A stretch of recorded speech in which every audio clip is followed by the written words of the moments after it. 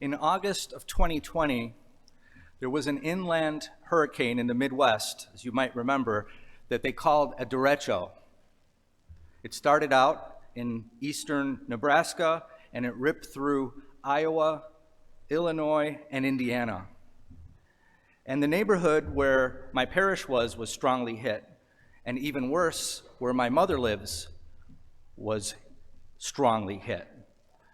There was no power in my parish, no power in our rectory, and my mother at the time, who was 89, lived alone, so I had to go to her house in the middle of August with no power. It was super hot, and I was stuck there for 6 days. It lasted 6 days in that particular neighborhood. There were trees all over the place, people's gutters falling down, roofs damaged. It looked like a war zone. We were cleaning out refrigerators, walking around with candles, kerosene lamps, and flashlights. But I think the worst part of it all for me, to be honest, was when that first coffee craving happened in the morning. And I needed coffee. So I got into the car with my bed head and all, and went to the nearest 7-Eleven, which was in a town next to us, which had some pockets of power, praise be to God, and proceeded to get my coffee. And when I entered in there was people from all over the place, and you talk about a miserable scene of half-awake zombies. And I was one of them. I don't know if it was even legal for me to drive that morning. But I went in there, and while I was pumping my coffee, there was an African-American gentleman in there who was very joyful and talking to everyone and sort of encouraging people.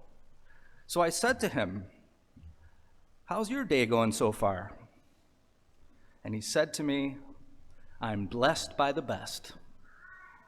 And that to me was just so wonderful because for me, he was a blessing in the midst of the darkness.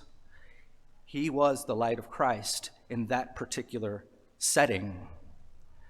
And then, praise be to God, we had a chance to talk a little bit, and I found out that he was a deacon at his church, and of course I shared with him what I do, and what started as a miserable scene ended up being an incredible blessing in this place that I will never forget. And so, my brothers and sisters, today we celebrate the solemnity of Mary, the Mother of God. As I mentioned in the beginning, this is a great blessing for all of us. This is the greatest title that Mary has, Mother of God. And when Mary gave birth to Jesus in the land of Israel, the world was in a prolonged storm. Humanity was mired with sin, with seemingly no way out. Israel was oppressed and under Roman occupation. The religious leaders were falling short, and the people were lost as if without a shepherd. However, despite the misery, despite the circumstances, hope was alive because God had a plan. And he would fulfill that plan through Mary, the God-bearer, the Mother of God. Mary, the God-bearer in Greek, is Theotokos. It's a beautiful word in the ancient Greek, the Mother of God, who is prefigured in the Old Testament in the Ark of the Covenant, which held the presence of God for the people of Israel in the 10 Commandments. The tablets of the commandments were there. There was a jar of manna in there, the manna that fed Israel in the desert, prefiguring the Eucharist. The rod of Aaron was in there. Mary is like this ark that holds the presence of God in her womb and for the rest of her life in a profound way within her heart. Of course, our tabernacle is another incredible ark of the covenant, if you will, for us today, as it holds the presence of the one true God in Jesus Christ, body, blood, soul, and divinity. In the gospel today, we hear, "The shepherds went in haste to Bethlehem and found Mary and Joseph and the infant lying in a manger. And the shepherds made known the message that was revealed to them about the child." and all who heard the message were amazed. They were amazed, just like I was that day at 7-Eleven, but even more. And of course, the principal God-bearer in today's gospel is Mary, the Mother of God. However, there are others. The shepherds are also God-bearers, for they deliver the good news that the Savior of the world has been born. They are the light in the midst of a very dark world. It seems to me that the shepherds were well disposed to being God-bearers. First of all, and most importantly, they were humble. I love the word humble because it's rooted in the Latin word humus, which means close to the earth. So they were humble. They were down-to-earth people.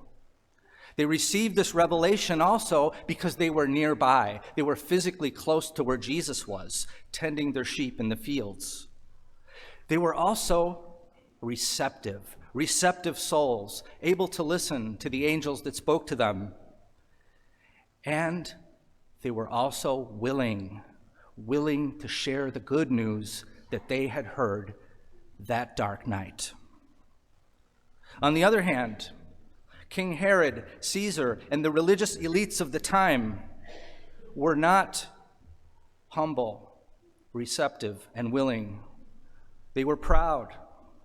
They were far away, spiritually and physically. They were non-receptive and unwilling. So the Lord sent the angels to the simplest and most humble of people. And finally, my brothers and sisters, the other God-bearers that are part of this story are all of us. We too are called to be humble, receptive, and willing. This was the genius of the Blessed Mother. She was humble, receptive, and willing. If we take those three things into the new year, we will advance greatly in the spiritual life. We too are tabernacles of the living God, who abides in us in the most profound way through the Eucharist. And we too are called to share the good news about Christ, like the shepherds did. We are called to be lights in the blackout, calm in the storm, and a presence of joy and hope in our world today in 2023.